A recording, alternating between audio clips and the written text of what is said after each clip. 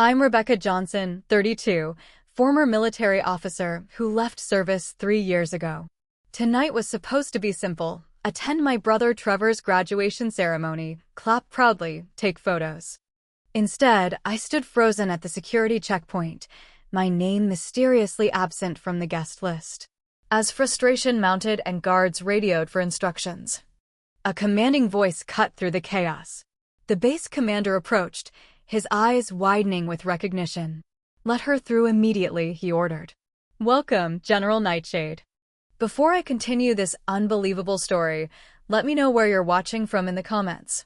Hit subscribe and like if you've ever had your identity revealed when you least expected it. Trevor and I always shared a special bond. 7 years younger than me, he followed me everywhere as a kid, hanging on my every word like I possessed all the wisdom in the world. Our father's military career meant constant moves and new schools, so we relied on each other for stability. When I joined the Army at 18, Trevor declared he'd do the same someday. I laughed it off as a child's admiration. After my unexpected discharge 3 years ago, I never imagined Trevor would still pursue a military career. "Why would you want this life?" I asked him during a rare heated argument. "You've seen what it's done to me." The shadows under my eyes told stories I couldn't share, nightmares I couldn't explain. "Because you made a difference," he replied stubbornly. "Whatever happened, Becca, I know you did important work." If only he knew. The classified operations I participated in over my 11-year career weren't the kind that earned public medals or recognition. Most of my service record was heavily redacted, known only to a select few with the highest security clearances. My final mission, the one that broke me, remained locked in a vault of secrets I had vowed never to reopen. After leaving the service, I reinvented myself as a security consultant for private corporations. My apartment in Boston became my sanctuary, far from military bases and the weight of national security decisions. I specialized in threat assessment and emergency response protocols, using my training without the life-or-death pressure of my former role. When Trevor called to invite me to his graduation ceremony, my stomach knotted with anxiety. "I haven't been on a military base since I left," I told him hesitantly. "Please, Becca. You're the only one who understands what this means to me," Trevor pleaded. "Mom's too sick to travel, and you know Dad would have been so proud. Our father had passed away during my second deployment, another sacrifice at the altar of service." "Of course I'll come," I finally agreed.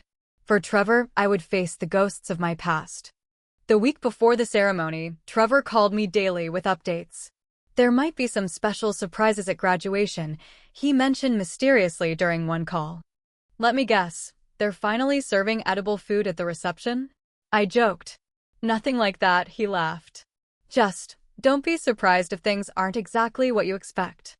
I dismissed his comments as typical little brother mischief. Trevor always did love surprising me. From the handmade birthday cards of our childhood to the unexpected visit when I was stationed overseas. The night before the ceremony, I laid out my outfit, a conservative navy blue dress and low heels, appropriate for a military function without looking like I was trying to blend in with the uniforms.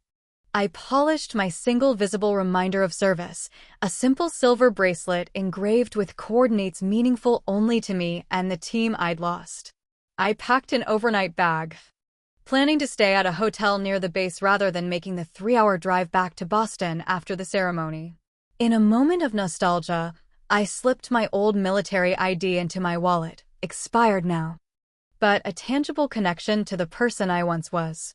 Just for the memories, I told myself, not admitting I still sometimes pulled it out late at night when the civilian world felt too foreign. I called Mom that evening to assure her I'd take plenty of pictures. "Tell Trevor I'm so proud," she said, her voice weak but determined. Cancer had ravaged her body over the past year. Another reason I'd relocated to Boston, to be closer during her treatments. "I will, Mom. We both know he joined up because of Dad, and maybe a little because of me too." "You too," she sighed fondly. "Always protecting each other. Just like when you were kids." If only protection was that simple now.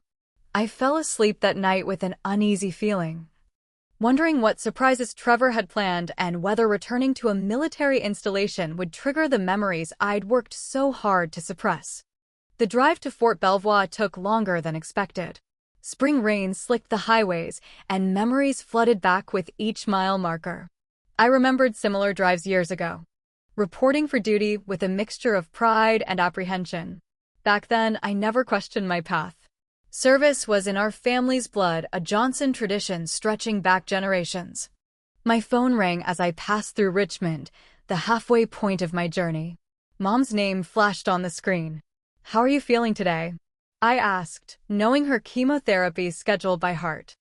"Better than yesterday," she replied, though I could hear the fatigue in her voice. "The new medication helps." "I hate missing Trevor's big day." "I've got the video capability on my phone all set up," I assured her. "You'll see everything as it happens." "Everything except the classified parts," she joked weakly. Mom had been a military wife long enough to understand that some aspects of service remained unseen by civilian eyes. "It's just a graduation, Mom. Nothing classified about watching Trevor accept his commission." "You sound nervous, Rebecca. Are you okay with going back?" "Leave it to Mom to hear what I wasn't saying." "I'll be fine," I promised, more to convince myself than her. It's been 3 years. I'm a different person now. As I approached the military base, my heart rate quickened. The familiar signs appeared along the highway, first warnings about restricted areas, then directions to visitor parking. I instinctively reached for my old ID before remembering I was arriving as a civilian guest. The main gate loomed ahead, staffed by armed guards checking credentials. I pulled into the visitor lane, rolling down my window as a young private approached. "Good afternoon, ma'am. ID and purpose of visit." I handed over my driver's license. "I'm here for the officer commissioning ceremony.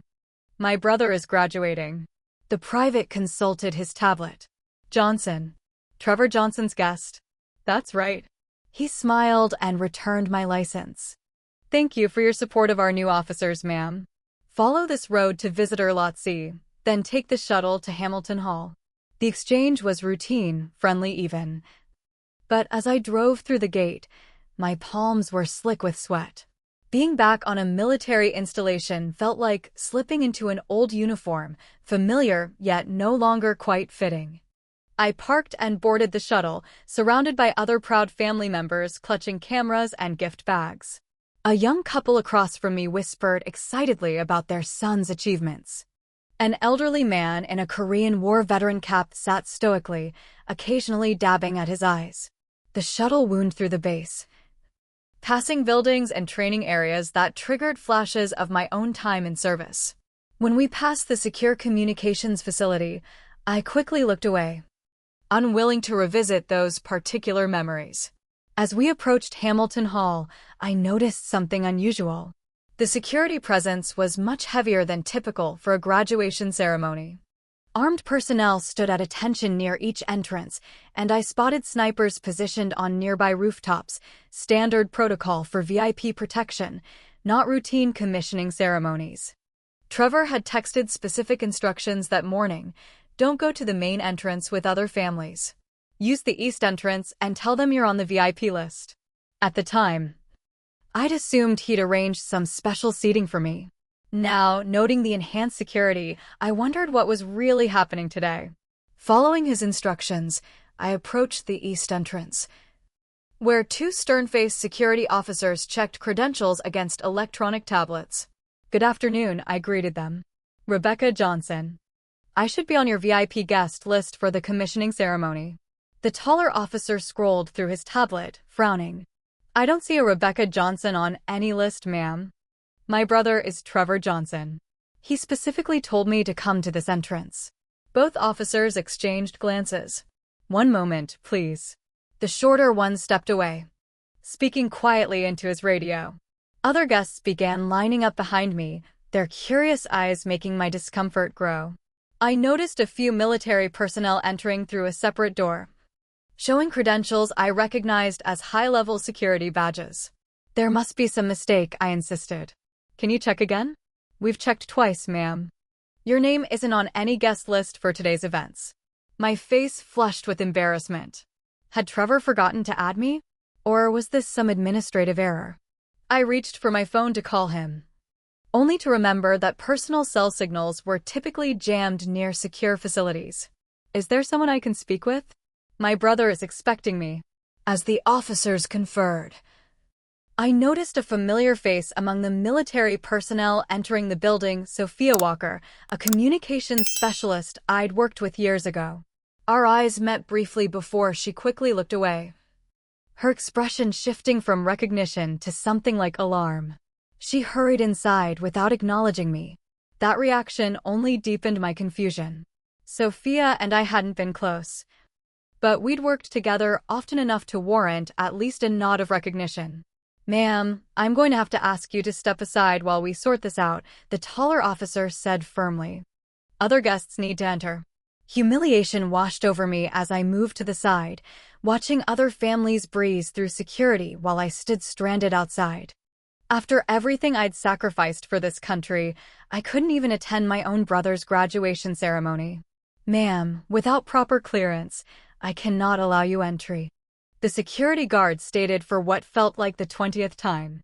His name badge read Keller, and his patience was clearly wearing thin. "This is ridiculous," I said, struggling to keep my voice level. "My brother is graduating today. He specifically told me to come to this entrance." Lieutenant Keller's expression remained impassive. "Perhaps you misunderstood his instructions. The main family entrance is on the west side of the building." "I didn't misunderstand anything," I insisted. "He told me to come to the VIP entrance specifically. Without your name on our list, there's nothing I can do." I glanced at my watch, 20 minutes until the ceremony began. Desperation crept in as I realized I might miss Trevor's big moment. "Look, is there any way to contact Cadet Johnson? Or his commanding officer? Someone who can verify I'm supposed to be here?" "All cadets are preparing for the ceremony and cannot be disturbed," Keller replied mechanically. "If you'd like to proceed to the main entrance, you may be able to attend the general ceremony." The suggestion felt like a demotion. Whatever special seating Trevor had arranged was slipping away. Worse, I might miss seeing him altogether in the sea of identical uniforms if relegated to the general audience section. I tried a different approach. "I'm former military myself. I understand protocol. But there's clearly been a mistake." For the first time, Keller's expression changed slightly. "You served 11 years. Army." I deliberately kept it vague. He studied me with new interest. "Name and rank." The question triggered an automatic response, the instinct to maintain my cover still strong years later. "Captain Rebecca Johnson," I offered, using the public-facing rank from my service record. Keller tapped something into his tablet. "No record of a Captain Rebecca Johnson with access privileges for today's event." Of course there wouldn't be. Captain Rebecca Johnson was a carefully constructed identity that barely scratched the surface of my actual role. The real missions, the real rank, the code name, all buried under layers of classification. As we reached this impasse, I noticed increased activity around the entrance. Security personnel were suddenly standing straighter, communications becoming more frequent. Something or someone important was approaching. The memory of similar security procedures flooded back. Years ago, I'd been on the other side of this equation. One of the shadows ensuring protection for high-value targets. The familiar patterns triggered my training, and I automatically assessed the environment, noting positions, lines of sight, and potential vulnerabilities. Near the entrance, I overheard fragments of conversation between two officers. Full detail for the secretary's arrival. Highest security protocols. Additional screening for anyone near the stage. The secretary? This was no ordinary graduation ceremony. The presence of the Secretary of Defense would explain the enhanced security. But why would such a high-ranking official attend a routine commissioning? As I pondered this, I noticed Sophia again, now speaking urgently with another officer while occasionally glancing in my direction. Their body language screamed concern, and I couldn't shake the feeling it was related to my presence. When our eyes met again, Sophia quickly turned away and hurried down a corridor. Her behavior reminded me of covert operations when maintaining non-recognition was protocol even with team members. But this wasn't an operation, and I wasn't undercover. Was I? A cold feeling settled in my stomach as pieces began falling into place. Trevor's mysterious comments about surprises, the VIP entrance instructions, the unusually high security, Sophia's strange behavior. My thoughts were interrupted by the arrival of a junior officer who whispered something to Lieutenant Keller. Keller's eyes widened as he looked at me with new understanding. "Ma'am, please wait here. Commander Harrington is coming to speak with you personally." Commander Harrington? The name meant nothing to me, but the sudden deference in Keller's tone was striking. While waiting, I observed a small convoy of black SUVs arriving at a nearby entrance. The choreographed movement of security personnel confirmed my suspicions about a VIP presence. This was far more than Trevor's commissioning ceremony. Had I stumbled into something classified? Was my presence compromising security somehow? The thought sent a jolt of professional concern through me, old habits from a life I'd left behind. I decided that if this Commander Harrington didn't resolve the situation immediately, I would simply leave and text Trevor later to meet somewhere off base. The last thing I wanted was to create problems on his important day. As I considered this exit strategy, a sharp-featured man in a commander's uniform approached, flanked by two security officers. His stride was purposeful, his expression unreadable as he assessed me from several paces away. "Rebecca Johnson," he called, voice carrying the unmistakable authority of someone accustomed to immediate compliance. "Yes, that's me," I replied, straightening instinctively. "Commander James Harrington." He introduced himself curtly. "I understand there's some confusion about your attendance today. My brother is graduating, sir. He told me to come to this entrance. But apparently I'm not on any list." Harrington studied me for an uncomfortable moment. "Your brother is Cadet Trevor Johnson?" "Yes, sir." "And you claim to have no idea why security protocols would be activated by your presence?" The question caught me off guard. "Excuse me." Harrington stepped closer, lowering his voice. "Let's not play games, Ms. Johnson. You know exactly who you are and what your appearance here means." I blinked in genuine confusion. "I'm sorry, Commander. But I honestly don't understand what's happening. I'm just here to see my brother graduate."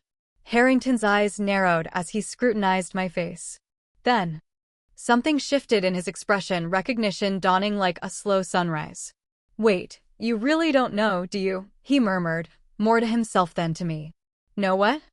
Harrington gestured to his security team to step back, then leaned in closer. "Nightshade," he said quietly, using a code name I hadn't heard in 3 years. "We've been briefed about your attendance, but under a different protocol." The blood drained from my face.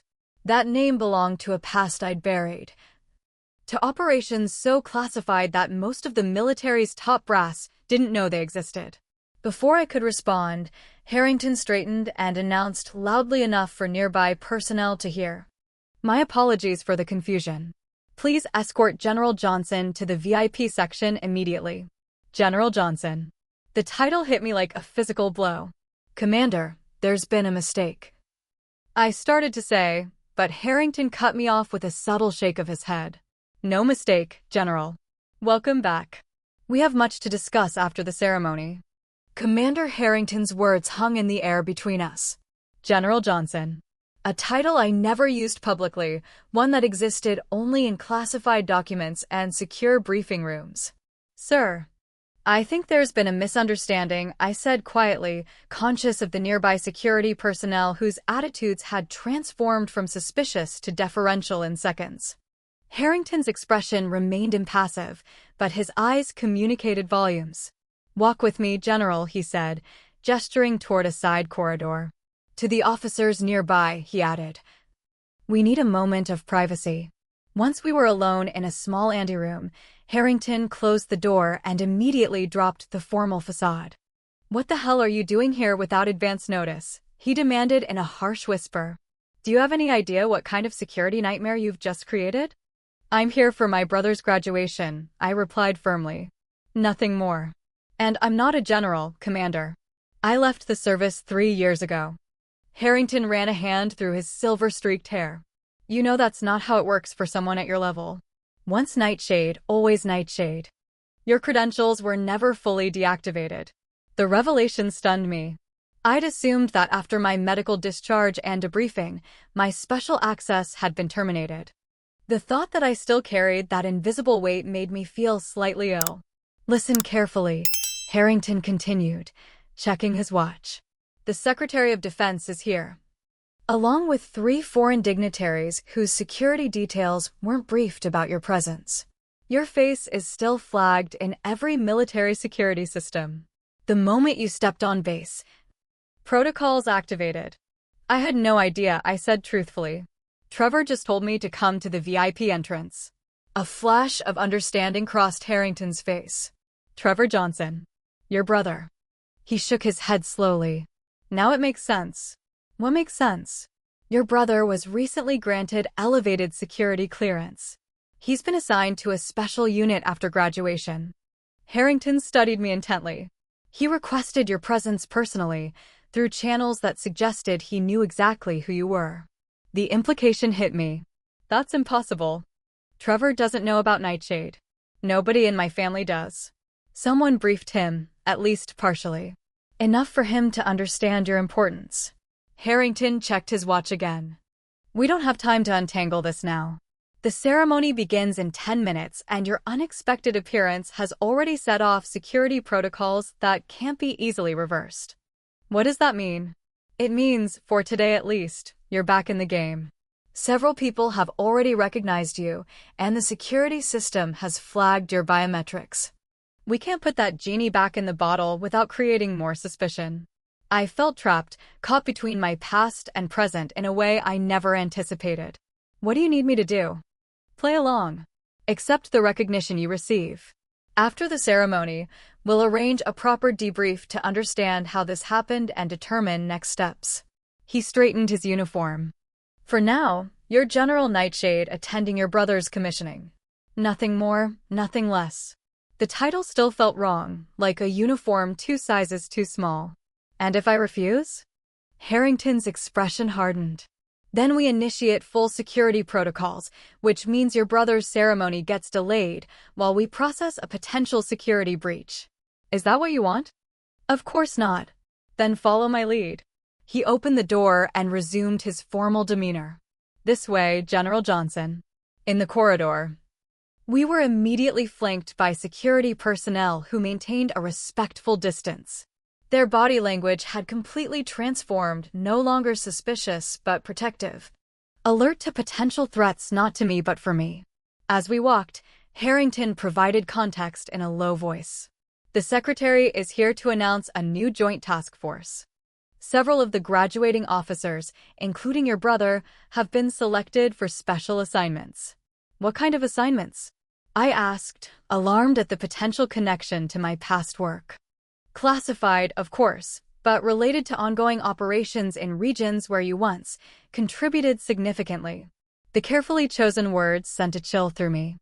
My final mission had been in a politically volatile region where officially no American military presence existed. If Trevor was being assigned to related operations, we approached a security checkpoint far more sophisticated than the entrance I'd tried to use earlier. Armed guards stood at attention while others monitored advanced scanning equipment. General Johnson doesn't have current credentials, Harrington informed the security chief. Verbal authorization under Protocol Indigo. The security chief's eyes widened slightly. Protocol Indigo was reserved for the highest level of classified personnel operating without documentation. I remembered authorizing it myself years ago, but had never expected to be the subject of such measures. Voice and retinal confirmation required, sir, the chief responded. I stepped forward automatically, muscle memory taking over as I positioned myself for the retinal scan.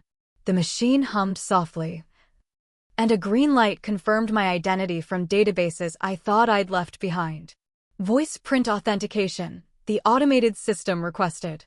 Nightshade Alpha Protocol, I stated clearly, using a phrase I hadn't spoken in years.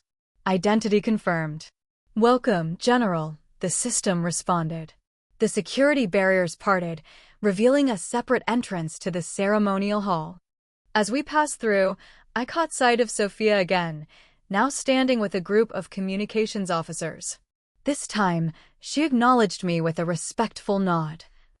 her earlier alarm replaced by professional recognition. Your former team members were informed of your potential attendance as a courtesy, Harrington explained, noting my observation. Though most expected you to come through official channels. I didn't know I still had official channels, I replied dryly. Some doors never fully close, General. Especially for someone with your record. We entered a private antechamber where several high-ranking military officers and civilian officials were gathered. Conversations paused as heads turned in my direction. I recognized most of them, decision-makers I'd briefed in secure rooms, leaders who had authorized operations that never existed on paper. A distinguished older man broke away from a conversation and approached us. Secretary of Defense Anderson, whom I'd met only twice before, both times in highly classified circumstances. General Nightshade, he greeted me quietly, using the code name with practiced ease. Your presence is unexpected but fortuitous. We have matters to discuss after the ceremony. Sir, I'm only here for my brother's commissioning, I tried to explain. Of course, he replied with a knowing smile that suggested he didn't believe me for a second. Family is important. But so is the work you left unfinished. Before I could respond, the doors to the main hall opened, and an aide announced it was time to take our seats. I was ushered to a reserve section in the front row, surrounded by military brass and government officials. From this vantage point, I would have a perfect view of Trevor receiving his commission, but I would also be visible to everyone in attendance. As the ceremony began, I scanned the formation of graduating officers until I spotted Trevor. Our eyes met across the distance, and his expression transformed from nervous anticipation to shock as he registered where I was sitting and who surrounded me. The pride in his eyes was unmistakable. But so was a new understanding, one that confirmed Harrington's assessment. Somehow, my brother had learned the truth, or at least part of it. And now, whether I wanted it or not, my carefully constructed civilian identity was crumbling around me. The ceremony proceeded with military precision, speeches about duty and service, recognition of top graduates, the formal commissioning of new officers. Under normal circumstances, I would have focused entirely on Trevor's moment of achievement. Instead, my mind raced with questions about how my classified past had suddenly intersected with my brother's future. Secretary Anderson approached the podium for what was listed in the program as special announcements. His presence at a routine commissioning was unusual enough to have generated whispers among the attendees, but his opening words silenced the murmurs. Today marks not only the commissioning of these fine officers, but also the authorization of a new joint task force dedicated to counterterrorism operations in regions critical to national security. Anderson announced. Selected graduates will report for specialized training immediately following today's ceremony. My stomach tightened. Counterterrorism operations had been my specialty, particularly in regions where traditional military presence was politically impossible. The Nightshade protocols were developed specifically for such situations, covert teams operating with minimal footprint but maximum authority. The task force will build upon the successful foundations established by previous classified operations, Anderson continued, his gaze briefly meeting mine. We are fortunate to have with us today one of the architects of those operations, whose pioneering work created the framework for our current strategies. A subtle but deliberate nod in my direction sent a ripple of whispers through the audience. I maintained a neutral expression, but internally I was reeling. This public acknowledgement, however oblique, violated everything I understood about my role. Nightshade operatives were ghosts, undocumented, unacknowledged, invisible. The ceremony continued with the formal commissioning of officers. When Trevor's name was called, I forced myself to focus solely on him, pushing aside the complications swirling around us. He stood tall as he received his commission, his eyes briefly finding mine as he took his oath. In that moment, he was simply my little brother achieving his dream, and I was simply his proud sister. After the formal proceedings concluded, the new officers were released to greet their families. Trevor made his way directly to me, navigating through the crowd of dignitaries with single-minded determination. When he reached me, he surprised me by snapping to attention and offering a perfect salute. "Sir." Second Lieutenant Trevor Johnson reporting as ordered, he stated formally. The address caught me off guard. I hadn't been sir to anyone in 3 years, and never to my own brother. More concerning was his use of military protocol with me, a civilian as far as he should have known. "At ease, Lieutenant," I replied automatically, then lowered my voice. "Trevor, what's going on? How did you arrange for me to be in the VIP section?" His expression shifted from military formality to barely contained excitement. "I found out 3 weeks ago, Becca. During my security clearance interview." "Found out what, exactly?" I pressed, though I already feared the answer. Trevor glanced around, then leaned closer. "About Nightshade. About who you really are. They needed to know if I had any knowledge of your operations before clearing me for the new task force." The revelation hit me like a physical blow. My carefully constructed firewalls between military and family life had been breached not by my choice, but by military necessity. "Who told you?" I demanded. "General Maxwell conducted my final clearance interview personally. He said they needed to assess if I had been inadvertently exposed to classified information through our relationship." Maxwell. My former commanding officer and the architect of the Nightshade program. The man who had recruited me fresh from Ranger School, recognizing potential even I hadn't known I possessed. "Trevor. Listen to me carefully," I said, keeping my voice low.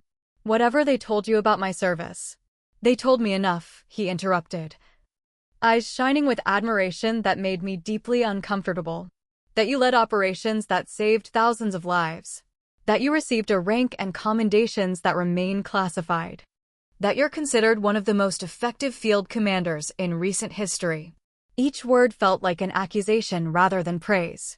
Those classified operations had come at a terrible cost, not just to enemy combatants, but to my own team members, my own conscience. "It wasn't like that," I started to say. But we were interrupted by the approach of Commander Harrington. "Lieutenant Johnson, congratulations on your commission," Harrington said. "I see you've had a chance to reconnect with your sister." "Yes, sir." "Thank you, sir," Trevor replied crisply. "The secretary would like a word with both of you in the briefing room," Harrington continued. "At your convenience, of course." The polite phrasing barely disguised the order. Trevor's eyes widened at the implied honor of a private audience with the Secretary of Defense. "Of course, sir," Trevor responded immediately. I hesitated, reluctant to be pulled further into whatever was unfolding, but seeing no graceful way to refuse. "Lead the way, Commander." As we followed Harrington through secured areas of the building, Trevor whispered, "Did you know this would happen when you came today?" "I had no idea," I replied truthfully. "I thought I was just coming to watch you graduate." "Then why did you use the VIP entrance like I suggested?" I glanced at him sharply. "You knew exactly what would happen when I showed up there, didn't you?" Trevor had the grace to look slightly sheepish. "I thought you might appreciate being recognized properly, just once. After everything you've done." His intentions were good, but he had no concept of the complications he created. Before I could explain, we arrived at a conference room where Secretary Anderson and several high-ranking officers were waiting, including a face I hadn't seen in 3 years, General William Maxwell. Maxwell rose as we entered, his weathered face breaking into a rare smile. "Rebecca," he greeted me, dispensing with titles entirely. "It's been too long." "Not long enough," I replied before I could stop myself. If my coldness surprised him, he didn't show it. "I see you've met your brother's commanding officer," he said, nodding toward Harrington. "We've become acquainted," I acknowledged. Secretary Anderson gestured for everyone to be seated. "Lieutenant Johnson, thank you for joining us. And Rebecca, may I call you Rebecca, thank you for attending despite the unconventional circumstances. I'm here for my brother's graduation," I stated firmly. Nothing more. Of course, Anderson nodded, exchanging glances with Maxwell. "However, your presence provides an opportunity to address certain matters directly rather than through intermediaries." "What matters?" I asked cautiously. "The continuation of the work you began," Maxwell answered. "The Nightshade protocols you developed have been adapted for a new generation of operations. Lieutenant Johnson has been selected for the program based on his own merits, though his connection to you was certainly noted. The implication was clear. Trevor's assignment wasn't coincidental. Whether as leverage over me or due to some perceived genetic predisposition for the work, they had deliberately placed my brother in a program connected to my past. Trevor has no experience with covert operations, I objected. Neither did you when we recruited you, Maxwell countered. He has the same aptitude indicators, the same psychological profile. And now he'll have the same training. Trevor sat straighter at these words, obviously flattered by the comparison. He didn't understand what they were really saying, that they saw him as a replacement, a new vessel for the methodologies I had pioneered. The first deployment is scheduled for next month, Harrington added. The team will be operating in the Levant region, focusing on the same networks you were tracking before your departure. The Levant, where my final mission had gone catastrophically wrong. Where half my team had died securing intelligence that senior leadership then chose not to act upon for political reasons. Those networks should have been dismantled 3 years ago, I said, unable to keep the bitterness from my voice. Circumstances prevented immediate action, Anderson replied diplomatically. Now, we have authorization to complete the mission. With my brother as part of the team, I stated flatly. With the best qualified personnel available, Maxwell corrected. Lieutenant Johnson earned his place. I looked at Trevor, seeing not the confident young officer, but the 7-year-old boy who had once relied on me for protection. Do you understand what they're asking you to do? I understand it's classified and important, Trevor replied earnestly. And that I'll be continuing work that you began. He didn't understand. How could he? The true nature of Nightshade operations, the moral compromises, the isolation, the psychological toll, these weren't covered in any briefing. Secretary Anderson, I said, turning to face him directly. I respectfully request that Lieutenant Johnson be reassigned to a different unit. The room fell silent. Trevor stared at me in confusion and growing anger. On what grounds? Anderson asked carefully. On the grounds that his connection to me potentially compromises both his safety and operational security, I replied, falling back on the technical language that might persuade them. Enemy elements still active in the region may have intelligence on Nightshade personnel, including familial connections. We've assessed that risk, Maxwell stated dismissively. The benefits outweigh the potential complications. And what benefits would those be exactly? I demanded, my professional demeanor slipping. Continuity, Maxwell replied simply. The Nightshade approach works. We need officers who understand it intuitively. Officers you can mold the way you molded me, I challenged. Maxwell didn't deny it. Officers who can get the job done when conventional methods fail. Officers like you. I left for a reason, General. Yes, and that reason is precisely why we need to train the next generation more effectively, he countered. So they don't reach the breaking point you did. The callousness of his response reignited the anger I'd spent 3 years suppressing. Before I could respond, Trevor interrupted. I want to do this, he insisted. I requested this assignment specifically. I turned to him in disbelief. You have no idea what you're asking for. Then tell me, he challenged. All these years. You've never explained what really happened. Why you left. What broke you. His words hung in the air, uncomfortably accurate. I had never shared the truth with him, believing I was protecting both him and operational security. This discussion should continue in a secured environment, Anderson suggested diplomatically. Perhaps after the public reception. Maxwell nodded agreement. We have a private facility prepared for debriefing. Both of you are cleared for access. I haven't agreed to any debriefing, I pointed out. No.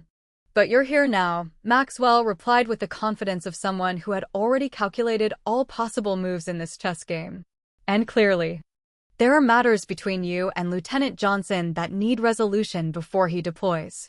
He was manipulating me, using my concern for Trevor as leverage and doing it so skillfully that I couldn't refuse without appearing to abandon my brother to a dangerous assignment without proper preparation.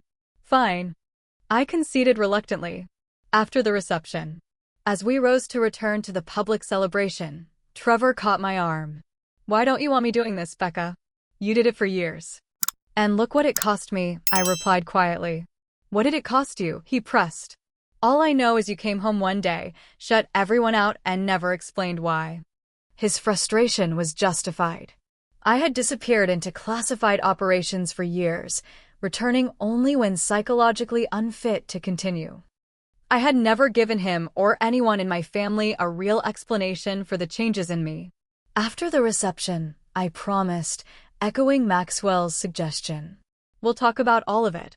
As we rejoined the public ceremony, I caught sight of several of my former team members now integrated into the regular military structure. Their subtle nods of recognition confirmed what Harrington had suggested. They had been informed of my attendance, perhaps even expected me to take a more active role in whatever was being planned.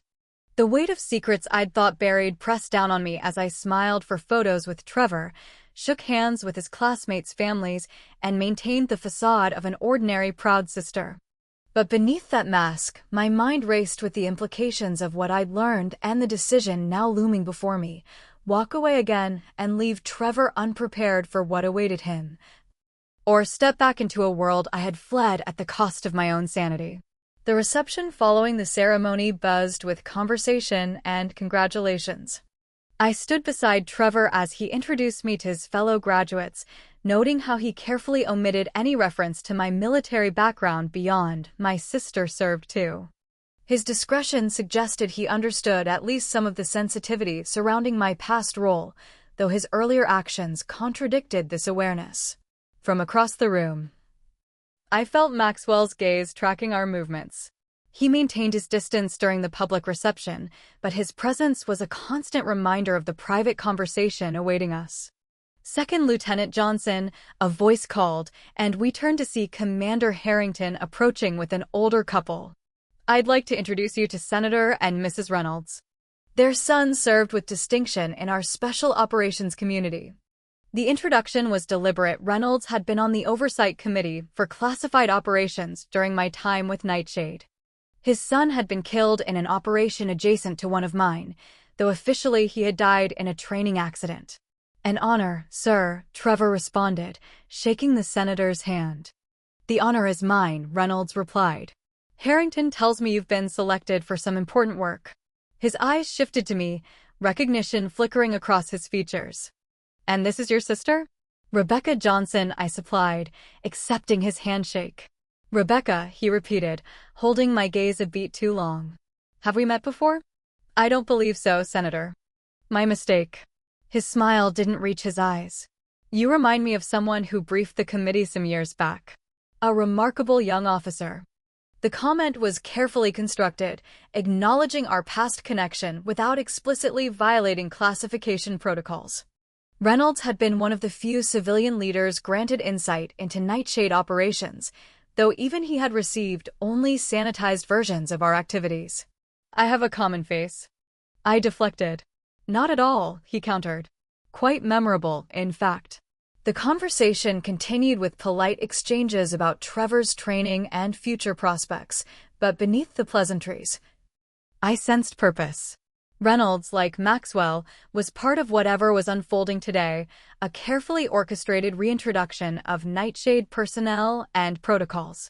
As the reception began winding down, Secretary Anderson took the stage for a final address. His remarks were brief and focused primarily on congratulating the new officers, but he concluded with an announcement that sent murmurs through the crowd. Selected graduates will now report to Building 17 for special assignment briefings, he stated. Family members are asked to conclude their visits at this time, with the exception of those with Indigo clearance who have been specifically notified. Indigo clearance, the classification level associated with Nightshade operations. The announcement was another piece of the puzzle falling into place. This wasn't just Trevor's graduation. It was the activation of a new Nightshade team. That's me, Trevor said, gathering his formal cap. Will you be joining us? Apparently so, I replied, noting Harrington's expectant gaze from across the room. We were escorted to a nondescript building some distance from the ceremony hall. Unlike the decorative grandeur of the graduation venue, This structure was utilitarian and secured with multiple checkpoints. Each layer of security triggered memories of similar facilities where I had planned operations that officially never occurred. Inside, the atmosphere shifted from ceremonial to operational. Officers removed their dress uniform jackets, revealing tactical clothing underneath. Communications equipment was distributed, and briefing materials appeared on secure tablets. Maxwell waited for us in a conference room isolated from the main briefing area. The privacy suggested what was to come wasn't meant for the entire team, at least not yet. "Rebecca, Lieutenant Johnson, thank you for joining me." Maxwell greeted us as the door sealed behind us with a pneumatic hiss. "Please sit." Trevor took a seat immediately while I remained standing, unwilling to concede even this small acquiescence to Maxwell's authority. "I understand your reluctance," Maxwell acknowledged, addressing me directly. "Your departure from the program was complicated." "My departure was necessary," I corrected. "Perhaps. But the work you began remains unfinished." Maxwell activated a display screen on the wall, revealing a map of the region where my final mission had taken place. "The intelligence your team secured at great cost has finally been acted upon. The network you identified has expanded, but the key players remain the same." The map highlighted several locations I recognized immediately, compounds and transit points my team had surveilled for months before the extraction operation that went wrong. "This is now Lieutenant Johnson's assignment," Maxwell continued. "His team will complete what yours began." Trevor studied the map with focused interest. While I fought to suppress the flood of memories it triggered, the heat, the dust, the tension of operating in hostile territory without official backing. "You're sending inexperienced officers to finish a job that a seasoned Nightshade team couldn't complete," I observed. "The circumstances are different now," Maxwell argued. "We have official authorization for limited intervention. Your team was operating under more restrictive parameters." The diplomatic phrasing masked an ugly truth. My team had been deployed without official acknowledgement, making us deniable assets if captured or killed. When the operation failed, those same restrictions had prevented immediate extraction, leaving wounded team members exposed for critical hours. "The parameters got my people killed," I stated flatly. "Some of your people," Maxwell corrected. "Others survived and continued serving with distinction." "Because I got them out against orders," I reminded him. The insubordination that had ended my career but saved 3 lives, a trade I had never regretted. Trevor's attention shifted from the map to our exchange, his expression revealing growing understanding of the subtext. "This is the mission where you were injured," he said quietly. Not a question, but a realization. "Yes," I acknowledged. My medical discharge had cited combat injuries, though the location and circumstances remained classified. "What Commander Harrington didn't tell you," Maxwell continued, "is that your sister's protocols for the original operation were flawless. The failure came from above, political interference that delayed critical support." The admission surprised me. Maxwell had never before acknowledged the role of political constraints in the mission's failure. "Those constraints no longer apply," he added. "The new administration has authorized direct action based on actionable intelligence." "Intelligence my team died securing," I noted bitterly. "Intelligence that will now save countless lives," Maxwell countered, "if properly acted upon." The implication was clear. He wanted me involved to ensure the intelligence was used effectively this time. "I'm a civilian now," I reminded him. "A civilian with active Indigo clearance." Apparently, Trevor interjected, a note of accusation in his voice. "You never really left, did you?" "I left," I insisted. "I just wasn't allowed to fully disconnect." Maxwell nodded confirmation. "Once Nightshade, always Nightshade. The knowledge you possess is too valuable, the skills too rare." "So, what exactly are you proposing?" I demanded. "That I rejoin active service?" "That's not happening." "Not active service," Maxwell clarified. "A consulting role. Temporary advisor status to prepare the new team, your brother's team, for their deployment." The offer was craftily constructed to appeal to my protective instincts toward Trevor. By framing it as preparation rather than participation, Maxwell was offering me a way to ensure Trevor's safety without fully recommitting to the program I had fled. And if I refuse? Then Lieutenant Johnson and his team deploy with the intelligence and protocols we currently have, Maxwell replied calmly. Which, while substantial, lack the nuanced understanding you could provide. The threat was subtle but unmistakable. Without my input, Trevor would face increased risk. Whether that risk was real or exaggerated for manipulation was impossible to determine. Trevor, who had been listening intently, finally spoke up. I want her input, he stated firmly. If she's the expert on this operation, I want her guidance. His support should have been gratifying, but it only deepened my concern. Trevor was inadvertently aligning himself with Maxwell's manipulation. This isn't about expertise, I tried to explain. It's about accountability. About who bears responsibility when operations go wrong, as they inevitably do. All the more reason to have your involvement, Maxwell pressed. To minimize those risks. I studied the map again, recognizing not just the geography, but the strategic significance of the targeted network. If the intelligence my team had secured was accurate, and I had no reason to doubt it was, then the operation could indeed prevent significant terrorist activities. 24 hours. I finally conceded. I'll review the operational plans and provide input as a civilian consultant. Then I walk away completely this time. Maxwell's expression revealed nothing. But the quick glance he exchanged with Harrington suggested this was precisely the outcome they had anticipated. Excellent, Maxwell agreed too readily. We'll have the current briefing materials transferred to a secure terminal. You and Lieutenant Johnson can begin the review immediately. As Maxwell rose to make arrangements, Trevor leaned closer to me. Thank you, he said quietly. This means a lot to me. Don't thank me yet, I warned. You might not like what I have to say about this operation. I just want the truth, he insisted. About the mission. About what happened to you. About why you left. The earnestness in his expression reminded me of the boy who had once looked to me for answers about our father's long deployments, about the sacrifices military service demanded. I had simplified those explanations, protecting him from harsh realities. Now he was asking me not to protect him anymore. The truth isn't simple, I cautioned. I'm not asking for simple, he replied. I'm asking for honest. Before I could respond, Harrington returned with a secure tablet and access credentials. We've prepared a briefing room for your use, he informed us. Complete privacy and full access to the operational files. As we followed him through the secure facility, I noticed several officers observing our passage with poorly concealed interest. Word had obviously spread about my presence and presumed role. The briefing room was spare but functional, a table, chairs, and multiple secure displays. Once the door closed behind us, Trevor immediately turned to me. Now will you tell me what really happened? What made you leave? Why you never talked about your service? I took a deep breath, recognizing that the moment of truth had arrived, not just about my past, but about the choice Trevor now faced.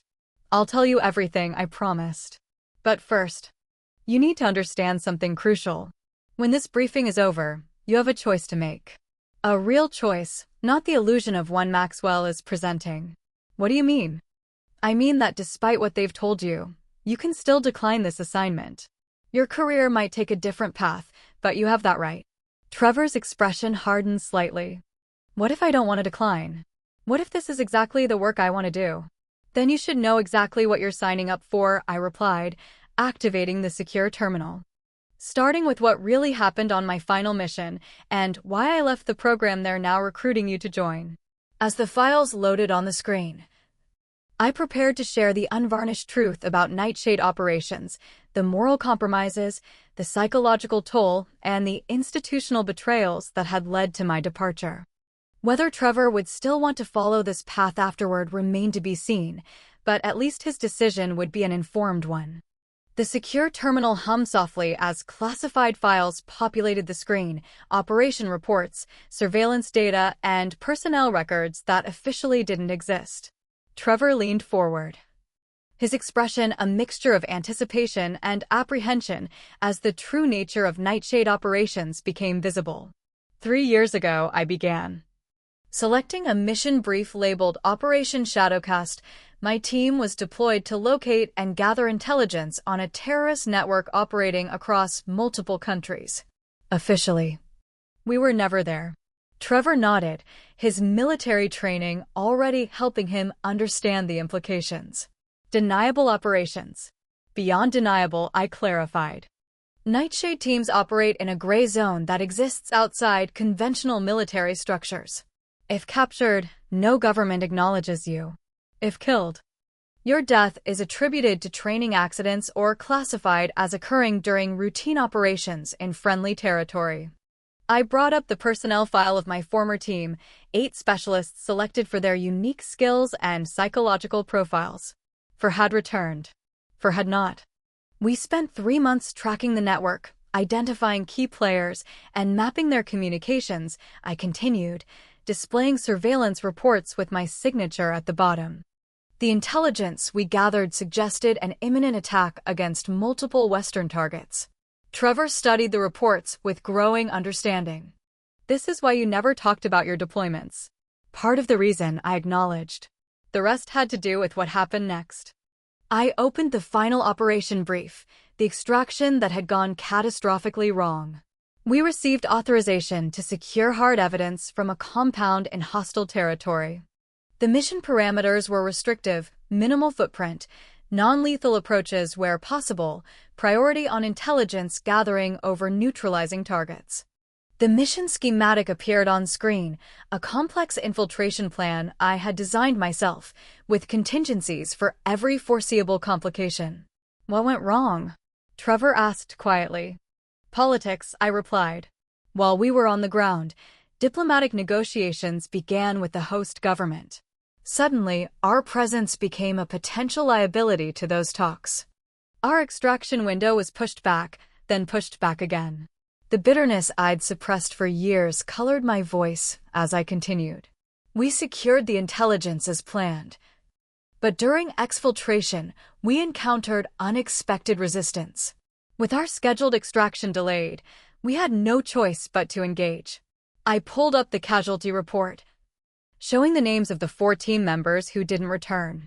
Morgan took the first hit. Martinez died covering our retreat. Chin and Riley bled out while we waited 12 hours for an extraction that should have happened immediately. Trevor winced at the details but didn't look away. You were wounded too. I nodded, unconsciously touching my side where the scar tissue remained. Less severely than the others. I could still function, still lead. What did you do? I disobeyed direct orders, I stated simply. After waiting 12 hours with wounded teammates and no extraction in sight, I commandeered local assets and got my remaining team to the border. By then, Chin and Riley were gone. Understanding dawned in Trevor's eyes. That's why you were discharged. Officially, medical discharge due to combat injuries, I confirmed. Unofficially, I became a liability after questioning the decisions that left my people exposed. But you saved 3 lives, Trevor pointed out. At the cost of my career and nearly at the cost of the intelligence we'd secured, I acknowledged. Maxwell never forgave the insubordination. Even though he later admitted the extraction delays were a mistake. Trevor was silent for a moment, processing everything. And now they want me to go back to the same region, targeting the same network. With better support and official authorization this time, I added. But yes, essentially completing the mission my team started. Do you believe the mission is necessary? He asked, cutting to the heart of the matter. The question forced me to separate my personal trauma from my professional assessment. The intelligence we gathered was solid, I admitted reluctantly. The network poses a legitimate threat. If the operation is properly supported this time, it could prevent significant attacks. Then I need to go, Trevor stated with quiet determination. You don't understand what it costs, I argued. Not just physically. Nightshade operations change you. The secrecy, the moral ambiguity, the isolation, they wear away at who you are. I'm not you, Becca, Trevor said gently. I might handle it differently. Or you might not handle it at all, I countered. The psychological screening only identifies candidates who can function in these conditions, not those who can emerge unscathed. Trevor considered this, then asked, "Would you do it again?" Knowing everything you know now, the question struck at my core. Despite the trauma, despite the betrayal by leadership, would I choose the same path again? Yes, I admitted finally. But differently. With clearer boundaries between mission and self. With less blind trust in the system. Then help me do it right, Trevor urged. If I'm going to follow this path, help me avoid the pitfalls you encountered. His request resonated with my protective instincts, but also with the part of me that still believed in the necessity of the work, despite its costs. I can't rejoin active service, I said firmly. No one's asking you to, Trevor replied. Just consult on the pre-deployment preparation. Share your insights about the region, the targets, the potential complications. And after you deploy, I'll have the benefit of your experience to guide my decisions, he said confidently. And unlike your mission, mine has official backing and dedicated support assets. I studied my brother's face, seeing both his determination and his naivete. He believed the official backing would protect him from the moral compromises and institutional betrayals I had experienced. Perhaps he was right, the political landscape had changed, and Maxwell seemed genuinely committed to providing proper support this time. Or perhaps he was being led into the same trap that had claimed half my team. A knock at the door interrupted our conversation. Commander Harrington entered, his expression carefully neutral. General Maxwell is requesting an update on your consultation status, he informed us. We're still reviewing the files, I replied. I'll need at least until tomorrow to provide a comprehensive assessment. Harrington nodded. I'll inform him. In the meantime, the Secretary has authorized temporary quarters for both of you on base. After Harrington departed, Trevor turned to me expectantly. So, what's your decision? Will you help with the pre-deployment preparation? I hesitated, weighing my options. Walking away meant leaving Trevor unprepared for the realities of Nightshade operations. Staying meant re-engaging with a world I had fought to escape. 3 weeks, I finally decided. I'll consult for the pre-deployment period only. I'll review the operational plans, provide regional insights, and help prepare the team for what they'll face. But I remain a civilian consultant, not a returning operator. The relief on Trevor's face was immediate and profound. Thank you. This means everything to me. Don't thank me yet, I cautioned. My first recommendation will be to revise the insertion plan. It's too similar to the one that got my team compromised. I'm sure Maxwell will consider your input, Trevor said optimistically. Maxwell will resist any suggestion that questions his judgment, I corrected. Which is why my consultant agreement will include full operational review authority. If I say an approach is too risky, they need to listen. Trevor's expression became concerned. They might not agree to those terms. Then I stated firmly. Your safety and that of your team isn't negotiable. To my surprise, Trevor smiled. Now I understand why they called you General Nightshade. You don't compromise when it matters. The observation was uncomfortably accurate. Despite leaving the service, I had never fully shed the command mentality that had defined my Nightshade years, the absolute commitment to protecting my people, even at personal cost. We should get some rest, I suggested. Closing the files. Tomorrow will be a long day of operational reviews. As we prepared to leave the briefing room, Trevor paused. Becca, I need to ask something else. All these years, did you think I couldn't handle knowing the truth about your service? The question caught me off guard. I thought I was protecting you, I admitted, and honoring my security oaths. I'm not a child anymore, he reminded me gently. And apparently, I have the same clearance you do now. You're still my little brother, I replied. That doesn't change just because you wear a uniform and have a security clearance. No, he agreed. But it does mean you don't have to carry everything alone anymore. His words struck deeper than he could know.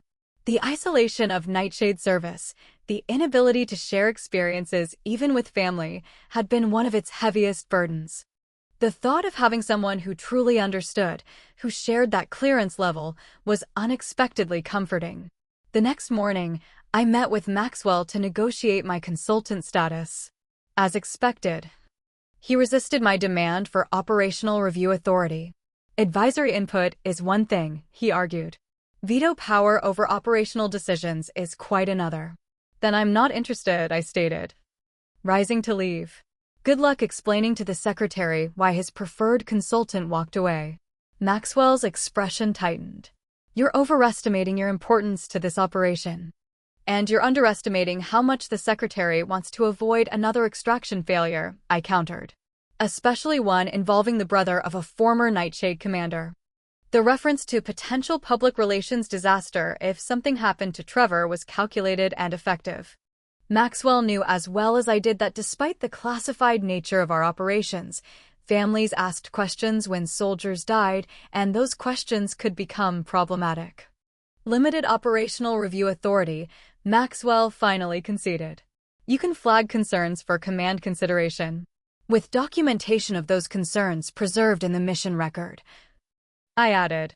So there's no question later about what warnings were provided. Maxwell's eyes narrowed, but he nodded agreement. Acceptable terms. Over the next 3 weeks, I immersed myself in the operational planning for Trevor's deployment. I reviewed intelligence updates, terrain analyses, and personnel files for the entire team. Where I identified weaknesses in the plan, I proposed alternatives drawn from my experience in the region. To my surprise, many of my recommendations were adopted without resistance. Maxwell, whatever his personal feelings toward me, recognized the value of my regional expertise. More importantly, he seemed genuinely committed to avoiding the failures that had compromised my final mission. Trevor absorbed everything I shared, not just the tactical guidance, but the cultural insights, the psychological preparation for operating in morally ambiguous circumstances, the techniques for maintaining core identity amid the pressures of covert operations. How did you handle it? He asked one evening as we reviewed contingency protocols. The isolation, the secrecy? Not well, ultimately, I admitted. I compartmentalized until I couldn't anymore. Until the walls between compartments collapsed. What would you do differently? I considered the question carefully. I'd create clearer boundaries between mission and self. Find anchors outside the program, people or principles that remained constant even when everything else shifted. Like family, Trevor suggested. Yes. Though without compromising operational security, I agreed. And I'd recognize the warning signs of psychological strain earlier. Request rotation before reaching breaking point. These conversations, honest exchanges about the realities of Nightshade service, became as valuable as the formal operational preparation. Trevor wasn't just learning how to execute the mission. He was learning how to survive it psychologically intact. As the deployment date approached, I found myself unexpectedly reluctant to conclude my consultant role. Despite my initial resistance, there was something healing about facing my past experiences directly, about transforming them into protection for Trevor and his team. The night before deployment, Trevor and I met for a final review session. The operational plan had evolved significantly from its initial form, incorporating lessons from my experience while adapting to current realities. We're as prepared as we can be, I acknowledged, closing the briefing files. The rest comes down to execution and adaptability in the field. Thanks to you, Trevor said sincerely. I only provided context, I demurred. You and your team did the real preparation. Trevor shook his head. You did more than that. You showed me how to approach this work without losing myself in it. The observation caught me by surprise. In trying to protect Trevor, I had been forced to articulate a healthier relationship with service than I had managed to achieve myself, one that acknowledged both its importance and its costs. There's something else, Trevor added, reaching into his pocket. A tradition that got lost when you left. He placed a small box on the table between us. Inside was a simple silver pin, the covert recognition symbol of Nightshade operators, worn discreetly on civilian clothing as identification to fellow team members. Maxwell gave it to me. Trevor explained. But he said it should come from you. The gesture was unexpectedly meaningful, an acknowledgement from Maxwell that despite our differences, I remained part of the Nightshade legacy. You don't have to wear it, Trevor added quickly, noting my hesitation. But I thought, maybe it would help you make peace with that part of your life. I picked up the pin, feeling its weight in my palm. For 3 years, I had tried to distance myself from my nightshade identity, seeing it only as source of trauma and loss. But in helping Trevor prepare, I had been forced to recognize the value of that experience as well. The lives saved, the threats neutralized, the skills developed. "I'd be honored if you'd pin it on," Trevor said quietly. In that moment, I realized that accepting my past didn't mean returning to active service. It meant integrating those experiences into who I was now, a civilian consultant who could use her knowledge to protect others without sacrificing herself in the process. "Stand up, Lieutenant," I instructed, rising from my chair. Trevor complied, standing at attention as I carefully pinned the nightshade symbol to the inside of his uniform collar, visible only when he chose to reveal it. "Remember what this means," I told him solemnly. "Not just the operations or the secrecy, but the responsibility to your team and to yourself. Accomplish the mission, but come home whole physically and mentally." "I will," he promised. "And remember that no matter what happens in the field, your underneath the operations remains constant," I continued. "That's what I lost sight of. Don't make the same mistake." After the formal pre-deployment briefing the next morning, Maxwell approached me as Trevor and his team prepared for departure. "Your input has been valuable," he acknowledged, the closest he would come to an apology for our past conflicts. "The operation is stronger for it. Just make sure they have the extraction support they need," I replied. "No delays this time, regardless of political considerations." "Lessons learned," Maxwell assured me. "Though some good did come from that failure." "Good?" I questioned skeptically. "It led to this moment," he explained. "To improvements in how we prepare and support our teams. To your brother joining the program with better preparation than any operator before him." There was truth in his assessment, though it didn't erase the losses that had precipitated these improvements. Still, there was a certain completion in the cycle, my failure becoming the foundation for better protocols, my experience becoming protection for Trevor. As the team prepared to board their transport, Trevor separated briefly to say goodbye. No details of their destination or timeline could be shared, even with someone of my clearance level. Operational security demanded complete compartmentalization. "Stay safe," I told him, embracing him briefly. "I will," he promised. "And when I get back, maybe we can talk more about your experiences. The unclassified parts, at least." "I'd like that," I realized with surprise. After years of avoiding any discussion of my service, the prospect of sharing even redacted versions of my experiences felt unexpectedly liberating. As I watched the transport depart, Secretary Anderson joined me on the observation deck. "Your brother is fortunate to have had your guidance," he observed. "He's a good officer," I replied. "He would have succeeded regardless." "Perhaps," Anderson acknowledged. "But he'll succeed better for having understood the true costs and responsibilities of the role. That understanding is a gift only you could provide." His words crystallized something I had been feeling throughout the preparation process, that in helping Trevor face the challenges ahead, I had also been coming to terms with my own past. "What will you do now?" Anderson asked. "Return to civilian life completely?" I considered the question carefully. The past 3 weeks had reawakened aspects of myself I had suppressed since leaving service: the strategic thinking, the commitment to mission success, the satisfaction of applying specialized knowledge to protect others. I'll remain a civilian, I decided, but perhaps one who hasn't entirely left this world behind. There might be value in consulting on other operations, bringing field experience to planning without returning to active deployment. Anderson nodded thoughtfully. A bridge between worlds. We could use more of those. In the weeks that followed, as Trevor's team went operational in regions I knew intimately, I established a new equilibrium. I maintained my security consulting business in Boston, but accepted a limited advisory role with the Nightshade program, reviewing operational concepts and training protocols from the perspective of someone who had lived their consequences. The work allowed me to honor the valuable aspects of my military service without returning to the field conditions that had broken me. More importantly, it allowed me to transform my traumatic experiences into protection for others, including my brother. 3 months later, Trevor returned safely from his first deployment. Over dinner at my apartment, far from any military installation, he shared the non-classified aspects of his experience. "Your advice made all the difference," he told me. "Especially about maintaining separation between mission and self." "It's easier to articulate than to practice," I acknowledged. "But knowing it's possible helps," he insisted.